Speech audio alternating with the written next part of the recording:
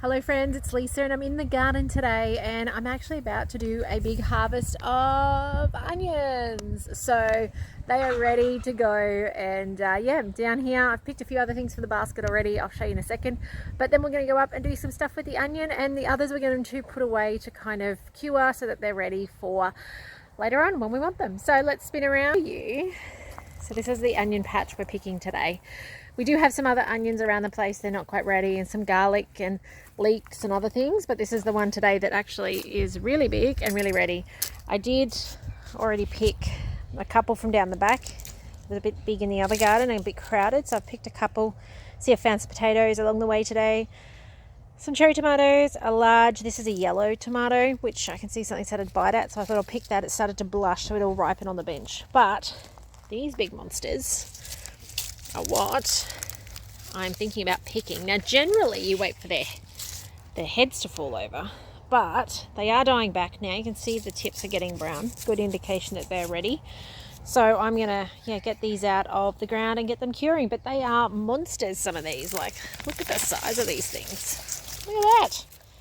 Huge and heavy. Like, look at the size of that. Absolutely stoked with our onions. So, as I said, I'm going to pick these up and take them up to cure, and we'll do some cooking with them in the kitchen. So we'll see you soon.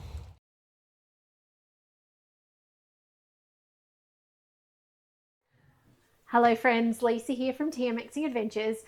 We've just been out in the garden, and it reminded me that I actually took you out on tour the other day and talked about onions and picked some onions, and today I'm going to use the onions. So heading over to a friend's house, I love giving people caramelized onion. It's such a great thing to gift away, whether it's a Christmas gift, a birthday gift, or just because you're going there for dinner.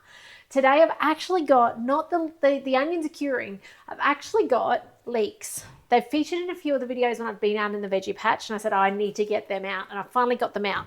They are well overdue, like probably 18 months overdue. So I'm going to use these today. So let's go start. This is a high heat recipe. If you've got a TM31 or a TM5, you're going to have to use Vorwerk. That's as hot as yours will get. There is a significant difference on the TM, and I didn't realize this until just after we got the TM7, I think, or was it the sell out of the 6? And I was on a cooking class, and my task on the cooking class was to cook the onions, this recipe, on high heat, while somebody else did it on Vorwerk. One of the other leaders in my branch did it on Vorwerk. By the way, there's a cooking class coming up, not this week, next week. If you want the link, let me know. But yeah, so my job was to do this one while she did the other one. Now, the difference between the two was pretty extreme. Like the one in the TM, the one that didn't have high heat, that just used 120, it was significantly different. It was really fascinating. I don't think I realized how different the colors end up, but it's definitely just the color alone. And I'm sure the flavor, I mean, obviously we're online, I couldn't taste hers, but I reckon the flavor would have been immensely different too. But at the same token, if you've got a TM31 or a TM5, use what you've got. Hands-free cooking at its finest, right? Like, it's what we want with the Thermomix. Now, it says to place them in wedges. I'm just chopping them into chunks. In they go. And yes, as I said, this is leek I'm using today, not onion. I could have bought the onion in, but these desperately need using. So this is what we're using today. What have I got? Somewhere between 400 and 500 at once, and I will go on the bigger side because I'd love to end up with leftovers. The kids quite enjoy putting caramelized onion on pizza and things like that, so it'll never go astray. Even stirring it through our fake cream cheese as a dip is beautiful. So I'm just picking which ones I should use here. They have been sitting on the bench for a couple of days. Oh, it says I'm done. I'm going to chuck in this last little bit anyway. Okay. Now, being leek, it is going to be more refined flavor, I guess you could say, but it'll be beautiful anyway. Okay, next, now it's as simple as putting on the lid, and it's going to cook for 26 minutes on our high heat temperature. Now, this is a Cookidoo recipe, so if you do have a TM6, you can just follow the recipe.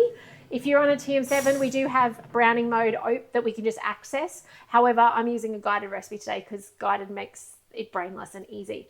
And as I said, if you're on a TM 31 or a TM5, you're using Vorwerk and you're using, probably need longer. You probably need more like 35 minutes to do this volume of food, or make it a smaller batch and cook it for this length of time as well. And don't forget to push your slow stir reverse so you don't chop your food up. On a TM7, it's actually going now as much as you can't hear it. It's so quiet. Excuse the paint. I have been renovating, but on the TM7 and the 6, you'll hear just occasionally it just wiggles a little bit. It goes forwards and backwards just to agitate it so that it's not the whole thing sitting in one space one time. So share this video with friends and family who have a Thermomix and need to get more out of it, number one. Number two, tell your friends and family about your Thermomix. Cook them amazing food. Share your amazing food with them. And when they're ready to check it out, let's get online and do a demo. I'd love to help give them the information about what it is and does, and then help them get one, and then help them get the most out of it. Can do so if you live in Australia. If you're overseas, I'm so sorry, I can't help. But I love turning up and inspiring you. Do share these videos still. I'm going to pop back in 25 minutes because we're going to finish this recipe together. There is a step after this, so I'll see you in that time. And this is the beauty of hands-free cooking, right? I'm going to go back to painting, and I'll see you when it calls me back. Amazing food while I'm not in the kitchen. It is so good. All right, take care, and I'll see you in 25 minutes. Okay, welcome back. It has been a little 25 minutes, 26 minutes, and I've painted a bit more, but oh my goodness, the house smells amazing. I came back in and it was just, you could smell it. Let's go next. It says add 30 grams of water, which is not much at all. So a little bit more. And then 2 pinches of salt. I'm going to use a spoon because I am very painted. So 1, 2. Next. Scrape with the spatula. Didn't come planned for that. I've got my cut off one here. So we want to get any browning on the bottom. Oh my goodness, this is so soft. It's beautiful. Any browning from the bottom onto our food.